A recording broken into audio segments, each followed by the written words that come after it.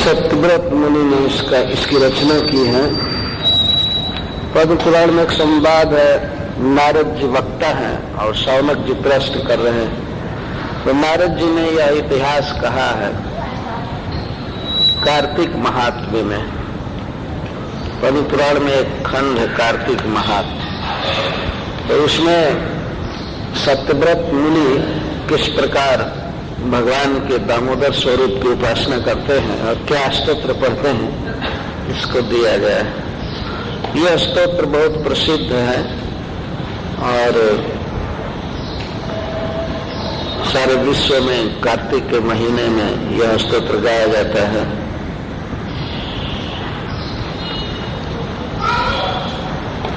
विशेष करके इस स्तोत्र में भगवान जो उखल में बांधे गए हैं, इसी दृश्य का स्मरण करते हुए उन्हें प्रणाम किया जा रहा है। नमामि ईश्वरम, कथम भूतम ईश्वरम सच्चिदानंद रूपम, जिनका रूप, जिनका श्री विग्रह सच्चित आनंदमय है, कोई सामान्य बालक नहीं है।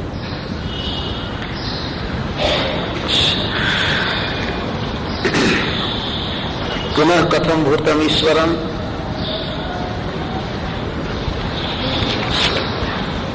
लसत कुंडलम, जो कुंडल के कारण बहुत सुंदर लग रहे हैं, अथवा जिनके कानों में कुंडल बहुत अच्छा लग रहा है। लसत कुंडलम, कहाँ है आपके ईश्वर? गोकुले, गोकुल में।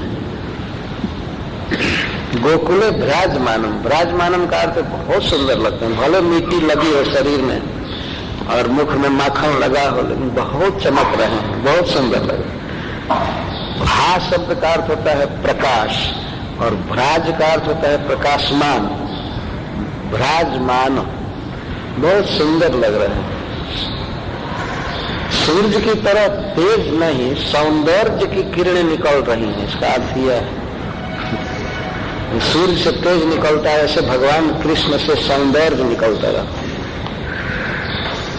विराजमानम गोकुले, जसोदा धिया, जो ईश्वर, जो भगवान जसोदा के भय से, जसोदा धिया का अर्थ जसोदाया, धिया भय न, यशोदा के भय से उलूखलात, उखल से कूद पड़े और धावमान, उलूखलात धावमान, उखल से कूद करके जो भाग रहे थे गोकुल की गलियों में इधर उधर, परंतु बहुत जोर लगा करके भाग रहे थे ईश्वर पर।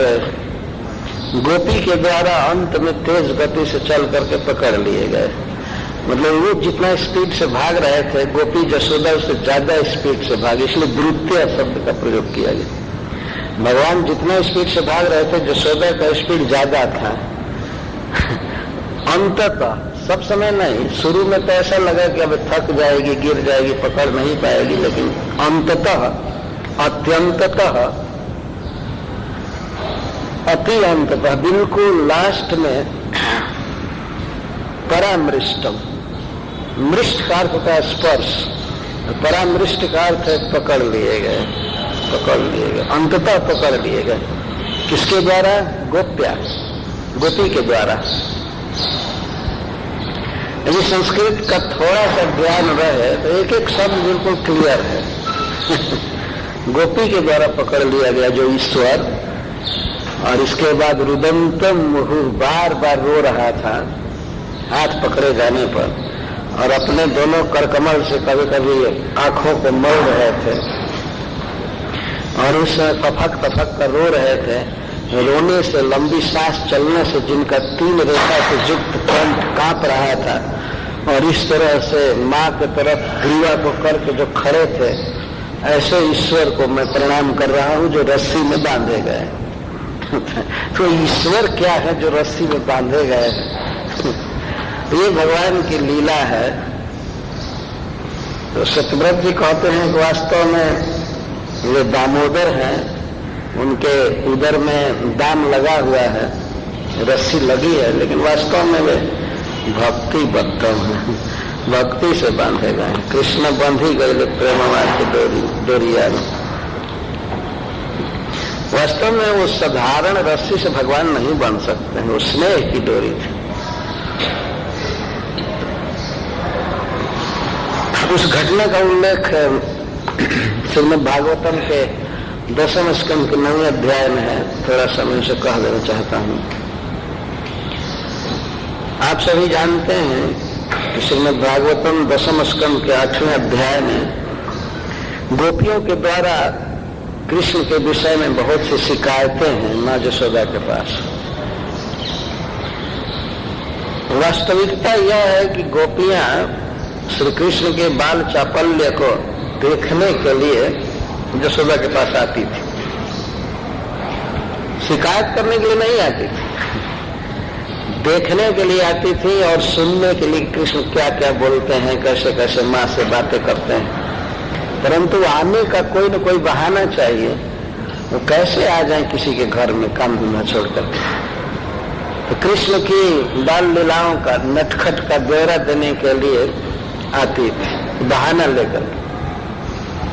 वो आकर के कहती थी, देखो माँ, यह है आपका बेटा, वत्सान मुंचन क्वचित समय क्रोश संजात हास।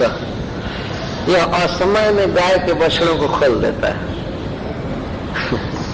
बछड़े प्राय बंधे रहते हैं, लेकिन जब गौएं वन से लौटती थी उस समय अथवा दिन में भी कोई गाय घर पर रहती थी तो उसके बछड़े को असमय में खोल देता है। असमय वत्सन मुंचन। क्यों?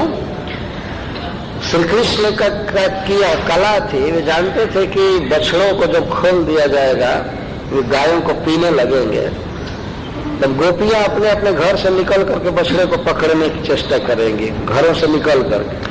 तो उस समय हम लोग जा करके घर में माखन की चोरी करेंगे। जब तक वो घर में है तब तक चोरी करने का कोई अवसर नहीं मिल पाता था। तो चोरी का एक तरीका था, एक ही समय में 10, 20, 50 बछड़े खोल करके भगाते। तो सब हल्ला होता तो बछड़े खुल गए। गोपियां सब अपने घर से दौड़ती थी इधर उधर बछड़ा रोकने के लिए। कोई दुहने लगती थी, कोई कुछ। और उसी समय सब ग्वाल सखा घरों में घुस करके और माखन खाने लगते थे। किसी दिन जब बछड़े खोलते समय पकड़ लिए जाते थे कृष्ण, और कोई गोपी डांटती थी। माँ यशोदा से कह रही कि जब हम डांटती हैं क्रोश संजात हास, जब हम डांटती हैं तब ये हंसता है। इसको दुख नहीं लगता है कुछ भी मारने की धमकी देने पर या गाली देने पर, ये हंसने लगता है। और माँ तर्क क्या करता है? तर्क देता है कि तुम्हारे बछड़े को खोला हूं कि अपने बछड़े को? तुम्हारे बछड़े को खोला ना, तो तुम्हारा बछड़ा गाय का दूध पिएगा, बलवान बनेगा, तो क्या मेरे काम में आएगा कि तुम्हारे काम में आएगा? दिन भर बछड़े को बांध करके मार रही हो, ये दूध पिएगा नहीं। कोई अपना बछड़ा थोड़े ला करके पिला दिया हूं, तुम्हारा ही तो बछड़ा पिलाया ना। अब गोपियों का कोई क्रोध रह नहीं जाता था। वास्तव में कभी भी उनका क्रोध नहीं था। क्रोध संजात हास। और यह खूब जानता है कि हम लोग किस समय घरों में नहीं रहती है। इसको पूरा पता हो गया है, 24 घंटे का पूरा रूटीन जानता है कि कब कहाँ औषधान रहती है। अच्छा, रानी जी अकेले आता तो कोई बात नहीं, कितना खाएगा, छोटा सा बालक है, लेकिन इसका पूरा दल है। पूरा दल है। अच्छा, उस पर भी माँ यशोदा कहते जाने दो, माखन ही खा गए तो खा गए, इसके लिए थोड़ा चिंता है। ये जितना खाता है उससे तो 100 गुना ये बानरों को और इधर उधर फेंक देता है और बर्तन भी फोड़ देता है। भांडन भी नपती, बर्तन भी फोड़ देता है। और बच्चों को चीटी काटता है, उनकी शिखा को बांध देता है। जब उठते हैं तो रोने लगते हैं। बच्चों को तंग कर देते हैं। और जिस घर में माखन नहीं मिलता है, थोड़ा ऊंचा रहता है, तो उसके लिए उपाय रचता है। पीढ़ों को ऊपर करता है अथवा किसी गोप के पीठ पर चढ़ करके। तो माँ ने कहा कि थोड़ा और हाई रखो, थोड़ा और ऊंचा रखो। कितना उपाय करेगा? नहीं, जहां पर इसका हाथ नहीं पहुंच पाता है तो नीचे डंडे से उसमें छेद कर देता है और मुख रोकता है ऐसे सभी बारी बारी से मुख रोक रोक करके पीते हैं, खाते हैं। कैसे पता लग जाता है कि इसमें तुम्हारा माखन रखा हुआ है। क्या कहें माँ जी, वो जो माखन है स्निग्ध होता है, जहां तक बर्तन में रहता है तो सिक्त हो जाता है, तो उसको पता लग जाता है कि यहाँ तक भींगा हुआ है ये जरूर ताजा माखन है, इसमें चाहे यह है वह है, ऐसे है ऐसे है। बहुत उपाय करता है। और तो माँ जो समय ने कहा किसी तरह से उसको दूर करो, ढक करके रखो, दूर करो, तो कहती है दूर भी कैसे रखें। जिस घर में माखन नहीं मिलता है उस घर को इतना साफ देता है, कहता है इसमें दरिद्रता का निवास है और कल इस घर को जला दूंगा। बाप रे बाप, यहाँ मेरे खाने के लिए कुछ भी नहीं मिला। तो इस डर से हम लोग ठेके को थोड़ा कम ऊंचा रखती, हम लोगों को इसके लिए रखना पड़ता है। नहीं रखने पर इतना गाली देता है, इतना गाली देता है कि और वास्तव में जो लोग भगवान को भोग नहीं लगाते हैं उनको कृष्ण बहुत गाली देते हैं और भगवान के अभिशाप से ही घर में दरिद्रता बसी रहती है। भगवान के खाने के लिए हमेशा रहना चाहिए उनको भोग लगाना है बार बार। तो जिन घरों में नहीं मिलता है वहां पर इस तरह से करता है। और दूसरा उत्पाद करता है कि यदि जिस घर में माखन नहीं मिला तो उस घर में लिपे पोते स्थान पर देवताओं के स्थान में जाकर पेशाब कर देते, इतना उत्पाद कर रहा है। और यहाँ पर देखिए आपके सामने ऐसा साधु जैसा है, ऐसा साधु जैसा है। गोपियां भगवान श्री कृष्ण के मुख को देख रही थी, वही देखने के लिए जाती थी और श्री कृष्ण अपने माँ का आंचल पकड़ करके पीछे छिपे रहते माँ के पास। हम देखते हैं कि माँ पर क्या रिएक्शन होता है। लेकिन गोपियां कितना भी उलाहना देती हैं तो माँ सख्त कार्रवाई नहीं करती है, वो हंसने लगती है। अच्छा ऐसा किया, अच्छा ऐसा किया। यह सुनते ही कृष्ण सामने आकर के गोपियों को कहते हैं लाहना दे रही है, लाहना दे रही है। आखिर मेरी माँ है ना, मुझे थोड़े मारेगी। और यही देखने के लिए गोपियां रोज जाती थी। लेकिन इसके बाद श्रील सुखदेव गोस्वामी जो कथा चालू कर रहे हैं तो उसके कथा के उपक्रम में प्रारंभ में श्रील सनातन गोस्वामी पाद जी लिखते हैं कि गोपियों का बार बार उलाहना आने से माँ को चिंता होने लगी कि मेरे पुत्र का स्वभाव बिगड़ रहा है, आदत बिगड़ रही है।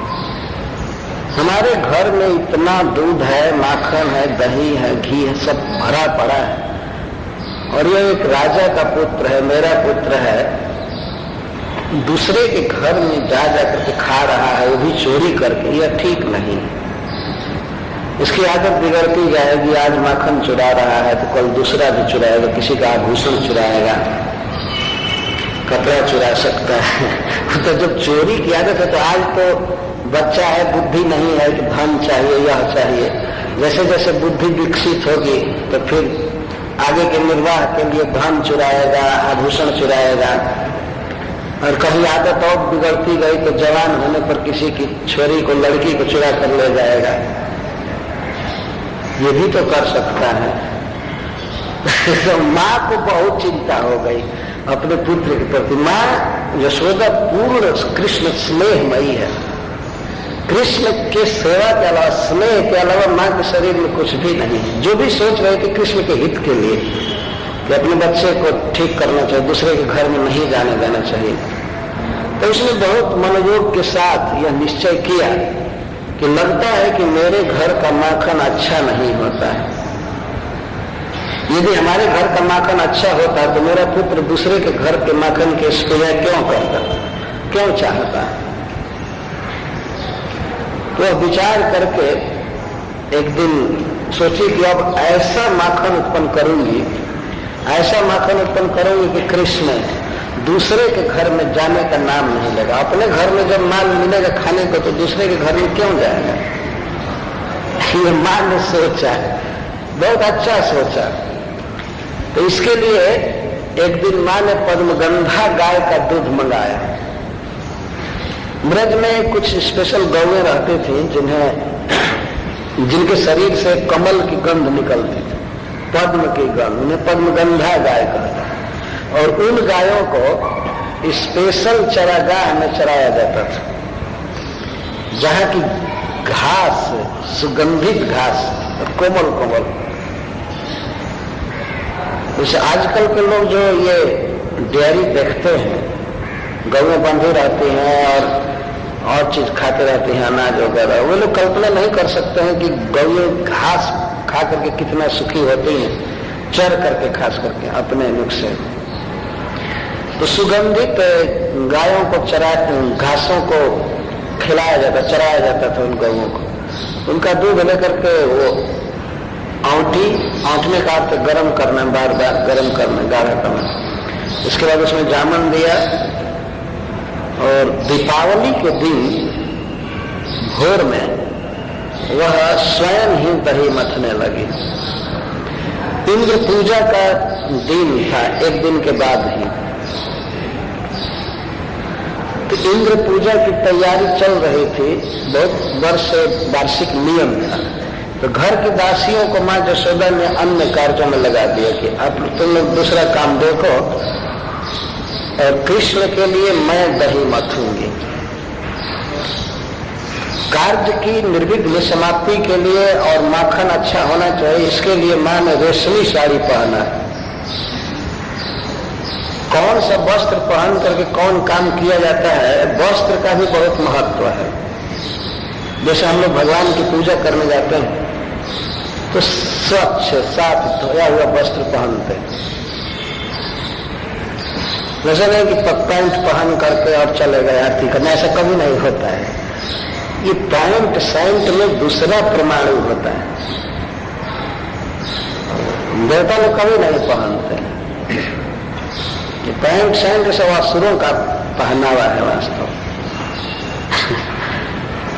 जैसे और वो घूम घाम करके पाश्चात्य जगत से आया है ना, उसके पर अंग्रेजों के आने के पहले इधर लोग कोई पैंट शर्ट नहीं पहनते, पैजामा पहनते थे, चूड़ीदार। तो सब चीज का महत्व होता है। क्षौम वास पृथु कटि तटे बिभ्रति सूत्र नद्धम पुत्र स्नेह स्मित कुछ जुगम जात कंपम च शुभ्रू रज्वाकर्ष श्रम भूचलत कंकड़ कुंड बेच श्रीनम वक्त्रम कबर बिगलन मालती निर्मंथ।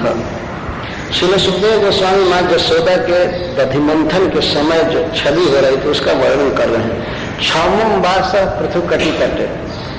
माँ यशोदा पूर्ण युवती स्त्री थी, आयु ज्यादा थी लेकिन शरीर पूर्ण यौवन में था। भगवान के माता पिता कभी वृद्ध नहीं होते हैं।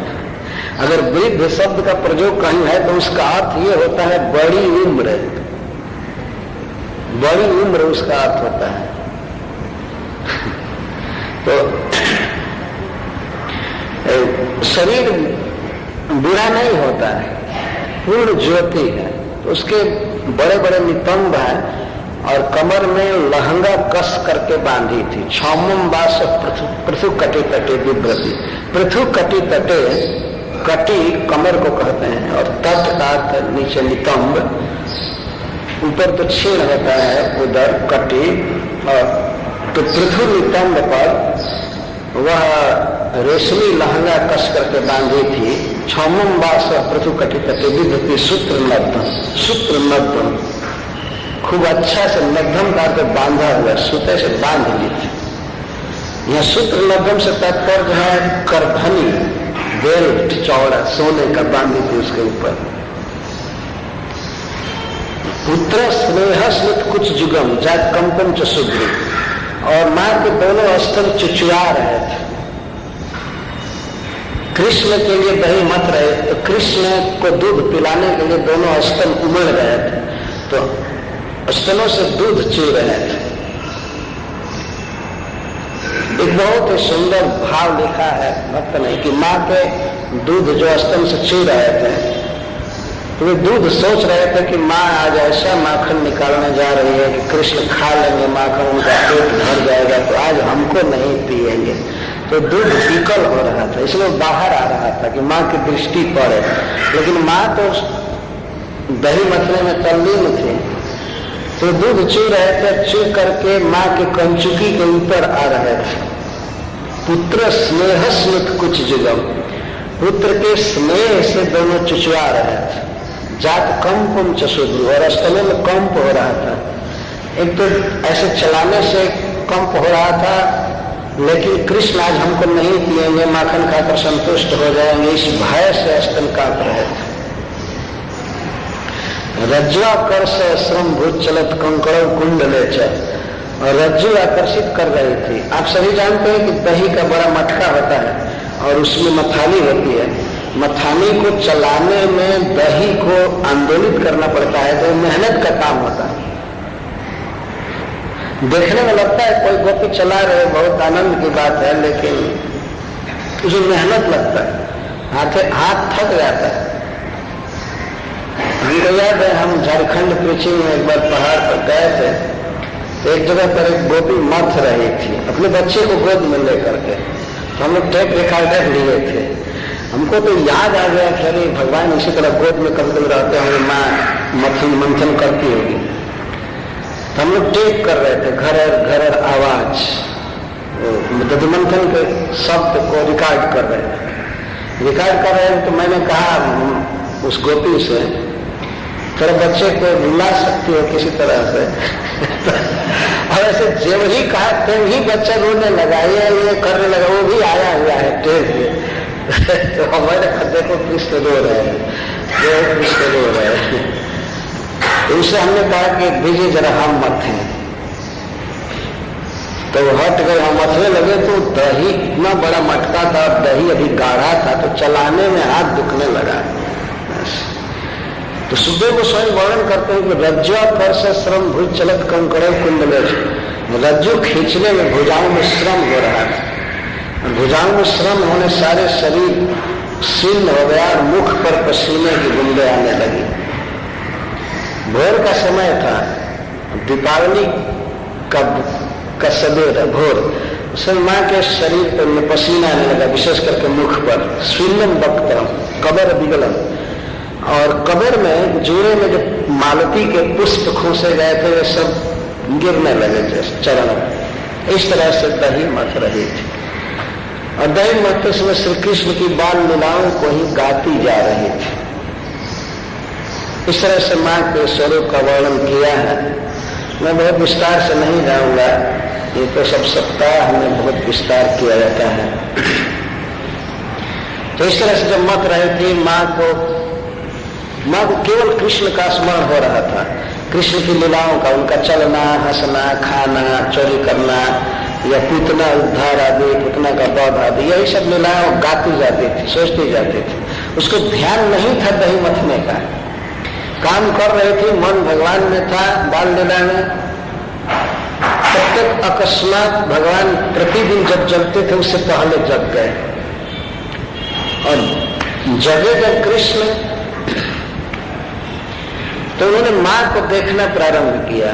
बच्चों का स्वभाव होता है, वे माँ के गोद में रहते हैं और माँ का स्तन पीते रहते हैं। पीते समय कुछ गाते भी हैं, अपना आनंद उच्छ्वास प्रकट करते हैं, मुन्नी कुछ न कुछ कहते रहते हैं। तो कृष्ण तो माँ के गोद में ही सोते थे, पीते रहते थे। रात में जब भी उनकी इच्छा करे पीते रहते थे, भोर में पीते रहते थे। उनको नहाने धोने मुंह धोने का कोई नियम नहीं, ऐसे ही बच्चे पवित्र हो। जो ही जगे तो आंख बंद किए किए ही और स्तन देखने लगे तो माँ कहाँ है।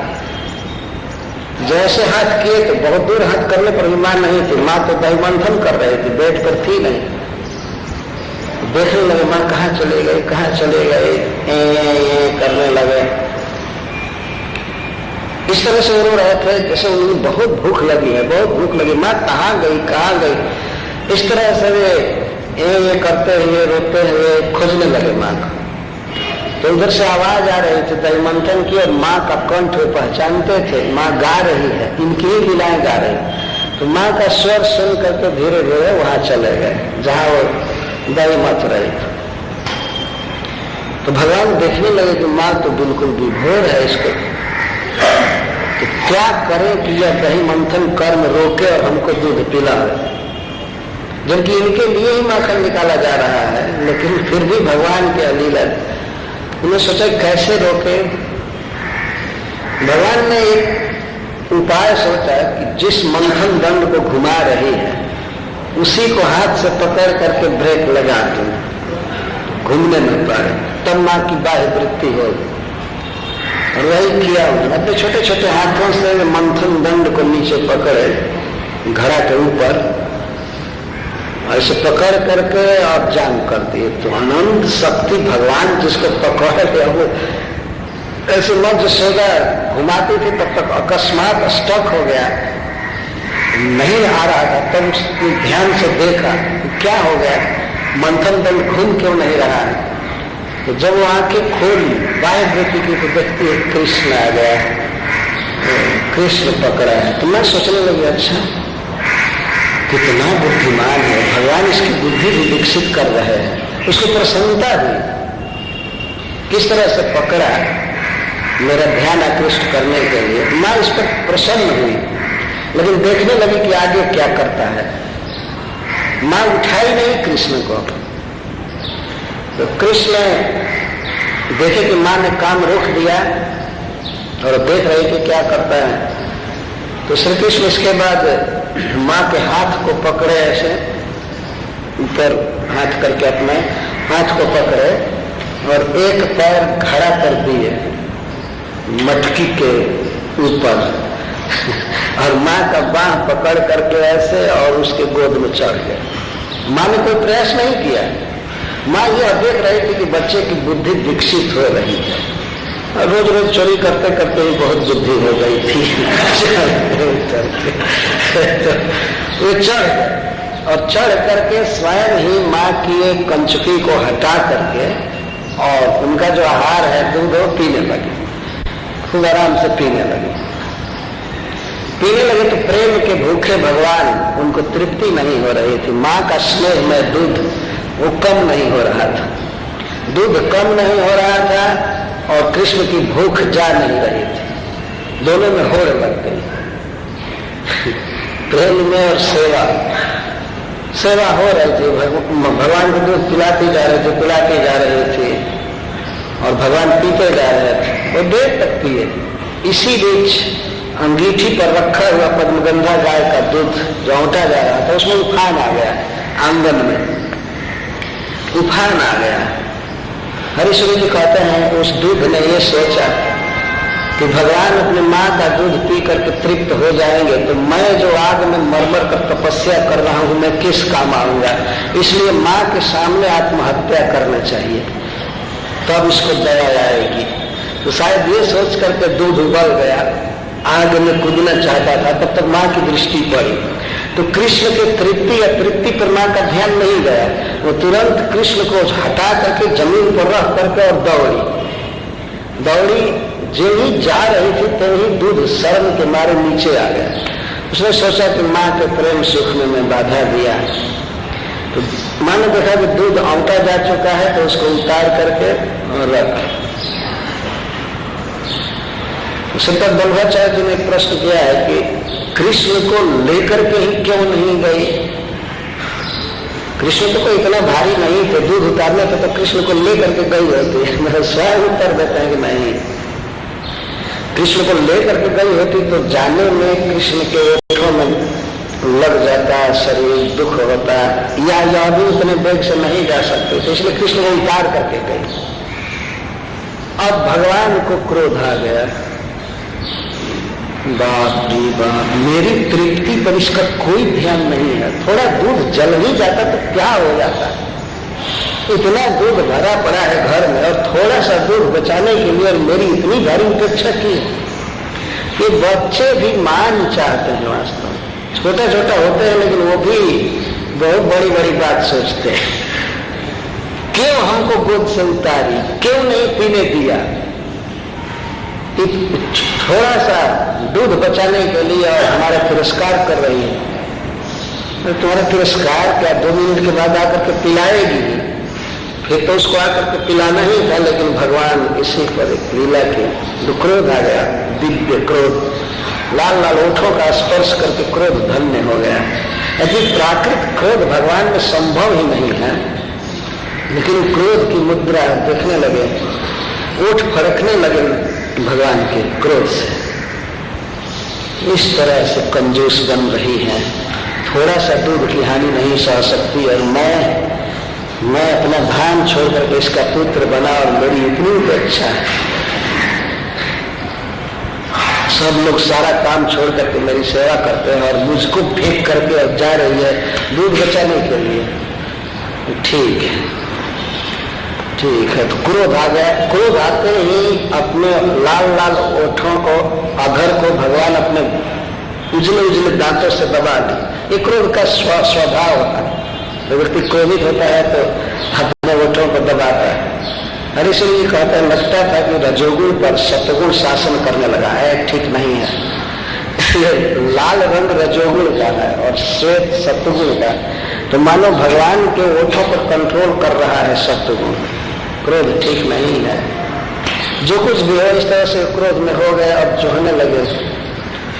क्रोध में व्यक्ति होता है तो तोड़ फोड़ ही तो करेगा, और क्या करेगा। तो छोटा सा बच्चा सोचने लगा, अच्छा दूध बचा रही है ना, मैं इस घर में आग लगा दूंगा, बर्बाद करके रहूंगा, कुछ भी नहीं छोड़ूंगा, तो वो बता देता। क्रोध में देखने लगा, इधर उधर एक छोटा सा मसाला पीसने वाला लोढ़ा मिला, पत्थर का टुकड़ा, उसको शिला पुत्र कहते हैं, वो मिल गया। तो सोचा अच्छा उपाय मिल गया। तो ये जो मटका है, जो कई वर्षों से दूध दही खाया है, मजबूत है, थोड़ा सा दूध को बचाने गई ना, मैं इतने अच्छे मटके को अभी चूर्ण कर देता हूँ और इसका दही भी बह जाएगा, यही हो जाएगा, इतनी बड़ी हानि होगी। विकास सोचने लगे क्या करूं, उसको छोड़ना चाहते थे, लेकिन सोचे कि अगर आवाज कहीं कान में चली जाएगी माँ के, तो आकर के खूब अच्छी मरम्मत कर देगी। तो इसीलिए वो बड़ी चतुराई से उसके पेंदी में, जहां पर दही भरा हुआ था, जहां तक उसके नीचे उन्होंने मारा ऐसे जोर से कि आवाज न निकलने पाए और छेद हो जाए, मटका पूरा न फूटे, छेद हो जाए, इतना छेद हो जाए कि दही सारा बह जाए। और उसके बाद तो माटी के बर्तन की मरम्मत होती नहीं है, एक जगह छेद हुआ तो हुआ, खत्म हुआ। ऐसे मारे, तब तक दही जो पतला हो चुका था मथने से बलबल बलबल बह करके चारों तरफ फैल गया। अब तो भगवान बड़े खेद में पड़े कि हम कहाँ भागे, अब कहाँ भागे, कहाँ जाए। जो भगवान 3 पग में सारे ब्रह्मांड को नाप लिए थे, वे अब दही के क्षेत्र को लांघने में समर्थ नहीं थे। अब क्या करे, अब क्या करे। तो सोचे कि माँ तो अब आने ही वाले हैं, तब तक उसी दही पर छप छप भागे, पैर रखते हुए भागे। भगवान का अद्भुत माधुर्य, उस पर भागने लगे। भाग करके गए दूसरे घर में, जहां पहले का माखन रखा हुआ था, उसको उतारे, मैंने उखल को उल्टा किए, उखल को तुरंत उल्टा करके और ऊपर से उतार करके और खाने लगे। और बानर जुट गए उसमें, उनको बांटने लगे और देखते जाते थे कि माँ आ रही है, माँ आ रही है। चौक विशंकित आंखों से देखते जा रहे थे, कभी कभी खाने का नाटक आता, आंखों में आंसू भर गया था। ये दिखा रहे थे मैं भूख से मर रहा हूँ और फिर भी मेरी इसने उपेक्षा किया है, तो क्या करूं, बासी माखन खाऊंगा नहीं तो क्या करूंगा, जीऊंगा कैसे। वाह, इतना छोटा सा बच्चा, वास्तव में जो कुछ भी भगवान कर रहे थे वो भी माँ के प्रति स्नेह से कर रहे थे। बच्चे जब इस तरह की बात माँ के साथ करते हैं तो माँ प्रसन्न होती है कि हमको, हमारे साथ इसकी प्रीति है, हमको अपना समझ रहा है, इसको विश्वास है कि माँ हमें मनाएगी, हमको मिठाई देगी, चाहे ये करेगी वह करेगी। वास्तव में एक बहुत बड़ा सुख है इस संसार में। बच्चे जब बोलते हैं, स्पर्श करते हैं, उठते हैं, तो उनको मनाने में बहुत बड़ा सुख मिलता है। ये गृहस्थों को इसका अनुभव होता है। एक कवि ने कहा है कि यदि इस संसार में अपनी रूठी हुई पत्नी को मनाने का सुख और रूठे हुए बच्चे को मना करके गोद में लेकर के उसका हंसता हुआ चेहरा देखने का सुख नहीं होता, तो कौन इस गृहस्थी को स्वीकार करेगा? ये दो सुख है, अपने बच्चे को गोद में खिलाने का और अपनी रूठी हुई प्रिया को मनाने का, ये दो सुख है। अन्यथा इस घर गृहस्थी में कौन पड़ेगा? और वास्तव में ये बात बिल्कुल सत्य है। एक बार भगवान कृष्ण अपनी पत्नी से, रुक्मिणी जी से परिहास किए कि तुम हमको छोड़ दो, जाओ दूसरे को से विवाह कर लो। फिर ऐसे अकस्मात कहने लगे हाँ वैसे नहीं, हम तुम्हारी इच्छा पूरी नहीं कर पाएंगे, हम स्त्री में आसक्त भी नहीं रहते हैं, हमसे तो वही लोग प्रेम करते हैं जो फक्कर होते हैं, अकिंचन होते हैं, हमसे दूसरे लोग प्रेम नहीं करते। तो रुक्मिणी जी माँ ने पूछी तब आप विवाह क्यों किए हमसे? तो भगवान कहे कि हम तो केवल जरासंध शिशुपाल आदि का मान मर्दन करने के लिए तुमको लाए थे, तुमने हमारी तो यह शक्ति नहीं। तुम चाहती हो कि तुम्हारे जीवन में धन मिले, सारी इच्छाएं पूर्ण हो, तो किसी राजा से विवाह कर लो। विवाह में अगर नया कुछ खर्च लगेगा तो मैं भी मदद कर दूंगा। लेकिन अच्छा हुआ उस समय तुमने सोचा नहीं, कुछ भिखमंगों ने मेरी प्रशंसा कर दिया, नारद आदि ने, इसी आवेश में आकर तुम मेरे साथ विवाह कर लेते हो। तो रुक्मिणी जी ये नहीं समझ पाई कि भगवान परिहास कर रहे हैं, वो तो गिर गई बेहोश होकर। फिर भगवान उठाए, उनके मुख को पोछे, केशों को ठीक किए, अपने गोद में बैठा करके और लोगों कहने तुमने ये नहीं समझा कि मैं परिहास कर रहा हूं। तो रुक्मिणी जी पूछती है कि आप परिहास क्यों किए? ऐसा परिहास किया जाता है? तो भगवान कहते हैं कि प्रिय गृहस्थ के लिए यही तो एक सुख है कि कभी पत्नी से एकांत में परिहास किया जाए और ये रूठ जाए तो मनाया जाए। लेकिन तुम तो रूठ भी नहीं रही हो, इतनी भोली भाली हो कि भक्त से गिर पड़ी। बताओ, मैं तो ये देखना चाहता था, भगवान कहते हैं कि मैं ये देखना चाहता हूँ कि जब मैं तुमसे ऐसी बात कहूंगा, कह रहा हूँ, तो तुम अपने ओठों को दांत से दबा लो, मेरे तरफ तिरछी चित्रण से देखो और डांट के कहो कि कभी ऐसी बात मत बोलना। ऐसा क्यों बोल रहे हो? मैं तो ये सोच रहा था, लेकिन हमको तो यह अभी सुख नहीं मिला। भगवान ऐसा कह रहे हैं। तो वहीं पर उन्होंने कहा है कि घर गृहस्थी में यह एक सुख है। तो इसी तरह से भगवान जो माँ के साथ व्यवहार कर रहे हैं, वास्तव में माँ को सुख दे रहे हैं इन व्यवहारों से। बाहर से देखने में लगता है कि ये क्रोध की लीला कर रहे हैं। तो दही के ऊपर से नन्हे नन्हे पैर से जा करके माँ कल खाने लगे एक उखल के ऊपर। माँ जब दूध उतार करके आई तो देखी कि मटका तो फूट गया है, दही फैल गया है। तुरंत समझ गई कि किसका काम है। ऐसा नहीं कि कोई अकस्मात ईटा गिर गया ऊपर से फूट गया या बिल्ली गिरा दी, वो समझ गई तुरंत और हंसने लगी दैव गति पर कि मैं थोड़े से दूध के लिए दौड़ करके गए और इधर इतनी बड़ी हानि हो गई। अद्भुत दैव की गति। और हंसने लगी कि बच्चे की भावना देखो, वो थोड़े से ही अपना तिरस्कार मान गया, अपना इंसल्ट बन गई। तो देखने लगे, हंसने लगी। लेकिन माँ ने सोचा कि अब तक गोपियों ने कहा था कि हमारे घर का बहुत बर्तन फोड़ा है, लेकिन आज तो घर कहीं फोड़ दिया, सचमुच ये फोड़ रहा होगा। फोड़ते फोड़ते आदत हो गई है इसको, इसीलिए हाथ में छड़ी ले लिया, धमकाने के लिए, मारने के लिए नहीं। माँ कैसे कृष्ण पर प्रहार कर सकती थी? वो तो पूर्ण स्नेहमयी है, केवल धमकाने के लिए हाथ में छड़ी लेकर के और दबे पैर से धीरे धीरे चलने लगी, जिससे उसका नुपुर न बजे। धीरे धीरे पैर रख रही थी। कहाँ गया? कृष्ण का अन्वेषण करने में माँ को कोई असुविधा नहीं हुई, क्योंकि चरण चिन्ह बता रहे थे कि वो वहां से कहाँ गए।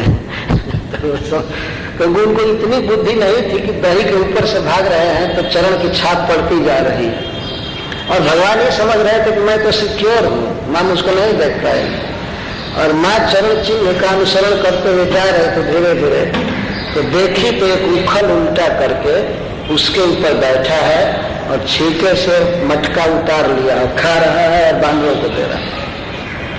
तो पीछे पीछे और धीरे धीरे जाने लगे। तब तक कृष्ण ने देखा माँ को, देखते ही कह करके मटका छोड़ करके चले भाग।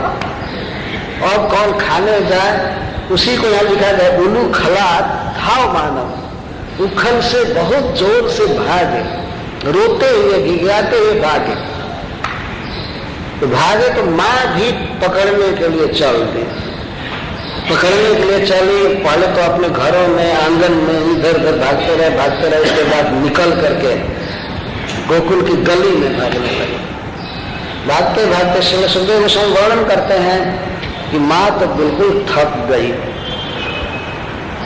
बड़ा शरीर था, और कृष्ण तो छोटी कार के समान भाग रहे थे, बहुत तेज गति से। वैसे जो सच्चिदानंद घन भगवान भाग रहे। माँ तो ये सोच रही थी छोटा बच्चा है, कितना भागेगा, अब पकड़ लूंगी, लेकिन बहुत देर तक भागते रहे। लेकिन अत्यंततः अंत में माँ यशोदा ने झपट करके कृष्ण को पकड़ लिया। भगवान ने देखा कि माँ थक गई है, तो स्वयं ही पकड़ में आ गए। कृष्ण पीछे देखते जाते थे,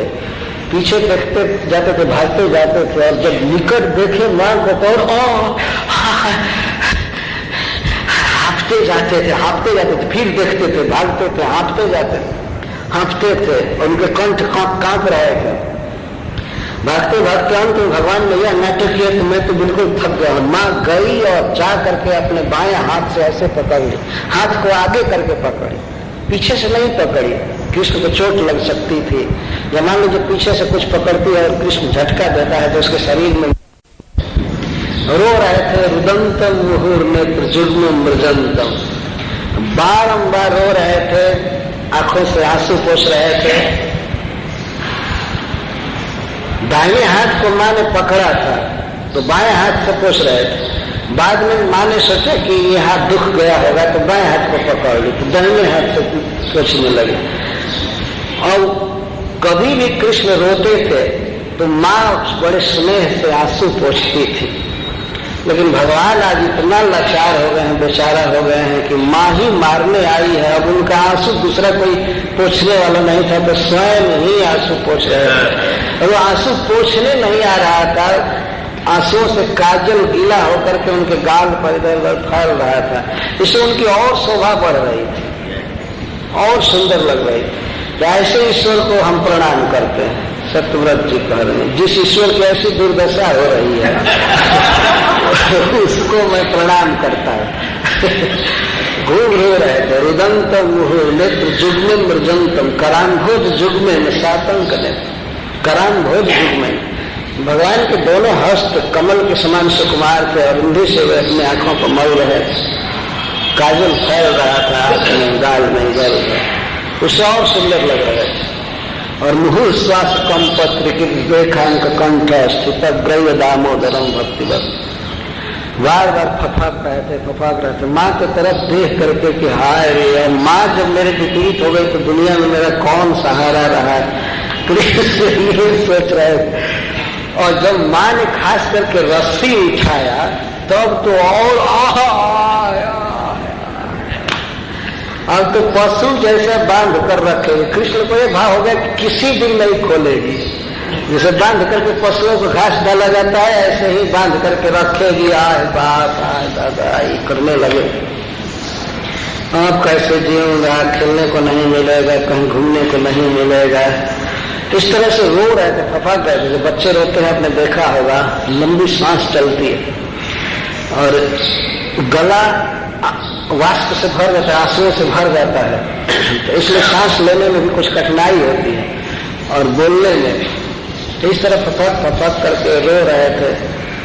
कृष्ण के कंठ में 3 रेखा शंख जैसे, ग्रीवा के ऊपर माँ की तरफ बेचारी दृष्टि, सातंक नेत्रम, भयभीत नेत्र से और अनुकंपित। माँ अनुकंपा करे, मेरी दशा को देख करके दया करे, मुझे बांधे ना, मुझे छोड़ दे, मुझे न पीटे। इस तरह से देख रहे थे। ऐसे ईश्वर को मैं प्रणाम करता हूँ। सातंक नेत्र, नेत्र में इतना भय था और इतनी आशा भरी थी, दया दृष्टि हो जाए माँ की, छोड़ दे। लेकिन माँ तो माँ थी, रोज तो क्षमा किया था लेकिन आज नहीं क्षमा करेगी। ये माँ ने देखा कि बहुत डर गया है, बहुत डर गया है, तो छड़ी छोड़ दिया, छड़ी फेंक दिया। जब छड़ी फेंक दिया शुरू में, जब छड़ी फेंक दिया तो कुछ आश्वासन आया और तब तक रस्सी उठाने लगी। तो छड़ी से तो एक दो छड़ी पीट करके छोड़ देती, दिन भर घूमते, लेकिन अब तो पशु की तरह बांध कर रखेगी और रोने लगे। बांधने लगी माँ। सबसे पहले अपने केस में जो जोड़ा बांधी थी, रेशमी वस्त्र था, रेशमी रस्सी, लगभग 1.5 फीट रहा। तो उसने सोचा कि इसी रस्सी से इसको मैं बांध दूं, तब तक दूसरा दही मथ लूंगी, इसके लिए माखन निकालूंगी और इसके बाद मना लूंगी, खिलाऊंगी पिलाऊंगी। इस समय रो रहा है, बांध दिया। हाँ, तो बांधने चली तो सबसे पहले उखल में एक बार लपेट ली, बांध ली, दूसरे अब पहला छोर, और दूसरा छोर अपने बच्चे को पकड़ करके खड़े थे, भाग नहीं सकते थे हम, माँ को पकड़ने की जरूरत नहीं थी, खड़ा रहो। और कृष्ण रो रहे थे, घिघिया रहे थे, तो रस्सी का दूसरा छोर ला करके बांधना चाहिए, तो आते हैं तो मुट्ठी भर कमर में 2 अंगुल कम हो गई रस्सी। मैं तो बड़ा आश्चर्य हुआ, लेकिन बहुत ज्यादा ध्यान नहीं दिया। फिर दूसरी रस्सी मंगाई, दूसरी रस्सी लाई, तीसरी रस्सी लाई, और अनेक रस्सियां जोड़ती थी, गांठ लगाती थी और कमर में बांधने को आती थी तो 2 अंगुल कम हो जाता था। तो मैं रस्सी बांधते बांधते, जोड़ते जोड़ते, और बच्चा बंध नहीं रहा था, इसलिए बड़ा मानसिक चिंता, टेंशन हो रहा था, इसलिए वो बहुत दुखित हो रही थी, वो पसीना से लथपथ हो गई। भागते समय ही कुछ गोपियां देखी थी कि आज लाला को सजा मिलेगी, और इसके बाद जब रस्सी में बांधने लगी तो आया करके देखने लगी। तो गोपियां कहती थी, रानी जी छोड़ दीजिए, छोड़ दीजिए, क्यों बांध रही है, क्यों बांध रही है, क्यों बांध रही है। तो यशोदा जी कहती थी, तुम लोगों ने इसको नटखट बनाया है, तुम लोगों ने नटखट बनाया है, आकर के हमारे पास उल्हाना देती है, और जब मैं अपने बेटे को ठीक कर रही हूँ तो कहती है कि छोड़ दो, छोड़ दो, जाओ अपने घर की रस्सी लाओ, लाओ जल्दी। तो वो तो दासी थी बेचारी, आज्ञा पाते ही रस्सी ला करके देती थी, और वो डरती भी थी कि कृष्ण देख लेंगे कि रस्सी लेकर आ रही है तो हमारे घर कभी नहीं आएंगे। लेकिन रानी आज्ञा दे रही थी तो छिप करके कृष्ण देखने न पाए और रस्सी ला करके देती। और क्या करे, कृष्ण के सुधार के लिए बांधा जा रहा था, इसलिए गोपियां भी सहयोग कर रही। कोई कोई गोपी कहती थी, रानी जी आपके लाला के भाग्य में बंधन लिखा ही नहीं है, देखिए रस्सी घट रही है, छोड़ दीजिए, छोड़ दीजिए। माँ ने कहा, नहीं नहीं, चाहे पूरे गांव की रस्सी लगानी पड़े और बांधते बांधते भले शाम हो जाएगी, लेकिन बांध करके ही रहूंगी। वास्तविक बात है कि भगवान की शक्तियों में होड़ हो गया, तैयार हो गए कि भगवान को हम नहीं बांधने देंगे, नहीं बांधने देंगे। शक्तियां प्रकट हो रही, लेकिन भगवान के हृदय में जब कृपा शक्ति प्रकट हुई, माँ की दशा देखिए, वो पसीने से लथपथ हो गई थी, बाल बिखर गया था, थक गई थी, तो अपनी माँ का परिश्रम देख करके भगवान के हृदय में करुणा उत्पन्न हो गई और कृपा करके वो बंध गए। इस तरह से बंध गए। तो इसके बाद माँ ने कुछ बच्चों से कहा, यहाँ खड़े रहो, देखते रहो, और मैं जाकर के घर का काम करती। माँ घर का काम करने लगी। उसके लिए कोई बहुत बड़ी बात नहीं हुई थी, बच्चे को बांध करके थोड़ा रखना, डर जाएगा, इसे नटखटपना नहीं करेगा, शैतानी नहीं करेगा, इसके लिए बांधी थी। तब तो ब्रज में हल्ला हो गया कि माँ ने कृष्ण को बांधा है, कृष्ण को बांधा है, कृष्ण को बांधा है। सब सखा लोग जुटने लगे, लोग आया करके कहने लगे, क्यों बांधा, क्यों बांधा। माँ के पास कोई नहीं जा रहा है, किसी की हिम्मत नहीं है, क्यों बांधा, क्यों बांधा, कौन बांधा, कौन बांधा। तो दूसरे लोग बताते थे कि वो उसकी माँ ने बांधा है। तब सब शांत हो जाते थे, वो आते थे कृष्ण के पास। सब किसी ने जा करके दाऊद जी से कहा, बलराम बलराम तुम्हारे छोटे भाई को बांधा गया है पशु की तरह। अब तो बलराम जी में ईश्वर का आवेश हो गया, भगवान है ही, कौन बांधा है, कौन बांधा है, मैं पूरे ब्रज को जला करके राख कर दूंगा। बोलते आते थे, जानते हो मैं कौन हूं, मैं शंकरसों हूं, मेरे एक फूंक से ब्रह्मांड जल कर राख हो जाता है। कौन बांधा है, कौन बांधा है। आ रहे थे भगवत्ता के आवेश में, लेकिन यहां आने पर उनको पता चला कि मां ने बांधा है। तो मां ने बांधा है तो फिर भी मां के पास जाकर कहने लगे, तो पास में ही बंधन लगा, तुमने बांधा है, तुमने कृष्ण को बांधा है, जानते हो कौन है, जानती हो कौन है कृष्ण, तुमने किसको बांधा है, तुम समझती हो कि ये तुम्हारा केवल पुत्र है, यही है नारायण, यह भगवान है, यही सारी सृष्टि किया है, तुमने इसको जो बंधन लगाया है, तुमने बहुत पाप किया है, इसकी सब लोग पूजा करते हैं, ब्रह्मा जी पूजा करते हैं, ये करते हैं, यही सब अवतार लिए हैं, यही बड़ा अवतार लिए, नृसिंह अवतार लिए, ये लिए, ये लिए, ये लिए। इस तरह से बलराम जी कह रहे, तो तुम खोलो नहीं तो मैं ब्रज में आग लगा दूंगा, पृथ्वी पलट दूंगा। खोलती हो कि नहीं, खोलती हो कि नहीं, कृष्ण यह है वह। तो मां घर के काम को रोक करके पूछी, और तुम कौन हो, ये तो नारायण है, ये तो भगवान है। और लाचार रो रहा है, ये नारायण की दशा है। नारायण दूसरे के घर में चोरी करता है, नारायण हो। और तुम कौन हो, बलराम जी कहते, मैं संकर्षण हूं, मैं शेषनाग हूं, मैं ये हूं, वो। कृष्ण जब जब अवतार लिए तो मैं भी आया, ये आया, वो आया, वो आया। कृष्ण यह अवतार है, मैं यह अवतार हूं, ये अवतार हूं। तो मां छड़ी दिखा करके कहती है, देखो सारा अवतार मेरे ही घर में हो रहा है, दूसरे का घर नहीं अवतार लेने के लिए। अभी अगर ज्यादा बोले तो जैसे कृष्ण को बांधी हूं उसी तरह से बांध देंगे। तो भगवान जी कहते हैं, खोल दूंगा, ऐसे कहते हैं, माँ से कहते हैं मैं खोल दूंगा, जैसे बच्चे कहते हैं। माँ कहते खोल दो, सास है तो खोल दूंगा, खोल दूंगा। तो जरा चलो खोलने के लिए। तो श्री बलराम जी जब चलते हैं खोलने के लिए और माँ छड़ी लेकर आती है तो ये चले दूर भाग, नहीं खोल रहे, नहीं खोलता। फिर जब माँ घर के काम धंधा में लग जाते तो फिर बलराम जी आए कृष्ण के पास, कहते हैं। और बलराम जी की तरफ कृष्ण बिल्कुल दीन की तरह देख करके रोने लगे कि भैया अब इस विपत में तुम सहायता करो, अब तुम ही एकमात्र हो, अब हम क्या करें। लेकिन बलराम जी कहते हैं तो मैं क्या करूं, तुमको मैं कई बार कहा कि चोरी मत करो, कई बार कहा, मैं क्या करूं, जो किए हो भोगो, अब हम क्या करें। अगर दूसरा कोई बांधा होता तो मैं उसको दिखा दिया होता, लेकिन माँ बांधी है, मैं क्या करूं। तुमको कई बार कहा नहीं कि ये सब चोरी मत करो, बर्तन मत फोड़ो, लेकिन तुम मानते नहीं, अब हम क्या करें। तो बलराम जी भी उन्हीं के समान रोने लगे, साथ में खड़ा होकर। ये दोनों ईश्वर रो रहे थे दोनों भगवान रो रहे हैं, बढ़ रहे। सूरदास जी ने पद लिखा है कि कृष्ण बलराम दोनों रो रहे हैं, तो ये उन दोनों की रोती हुई छवि सदा मेरे हृदय में अंकित रहे। सुर सागर में पद है ऐसा, यही छवि हमारे हृदय में अंकित। बलराम जी भी लाचार हो गए, खोल नहीं सकते थे। गोस्वामी तुलसीदास जी ने लिखा है दिना पत्रिका में, जिन बांधे सुर असुर नाग मुनि, प्रबल कर्म की डोरी, सोई छिन्न ब्रह्म जसुमति हठी, बांधो सकत न छोरी। जिन प्रभु ने देवता नाग दैत मनुष्य सबको कर्म की डोरी में बांध करके रखा है, उन्हीं को माँ जसोदा ने ब्लाक बांध दिया और उनकी हिम्मत नहीं थी कि उसको तोड़ सके।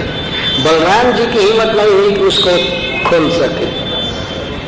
वो नंद बाबा आकर के खोलेंगे और कोई नहीं खोल सका। और भगवान का साहस नहीं था कि वो खोल लेते, उनको तो डर था कि खोलूंगा तो इस पर पिटाई खूब होगी और दृढ़ बंधन लग जाएगा, इसलिए वो तो खोलने का नाम नहीं लेते थे। यह है प्रीति का बंधन, स्नेह का बंधन। इसीलिए उखल में बंधे हुए भगवान की दामोदर की बारंबार प्रार्थना की जाती है। सतगुरु जी मानते हैं कि जिस प्रकार आपने कुबेर के पुत्रों को भक्ति दिया बद्ध मूर्ति से, उसी तरह आपका ये बंधा हुआ स्वरूप मेरे हृदय में सदा उदित रहे। मुझे न मोक्ष चाहिए, न राज्य चाहिए, न कुछ भी चाहिए। हे बाल गोपाल, आपकी यह छवि सदा मेरे हृदय में अंकित रहे, यही प्रार्थना करते हैं। हरे कृष्ण। धन्यवाद।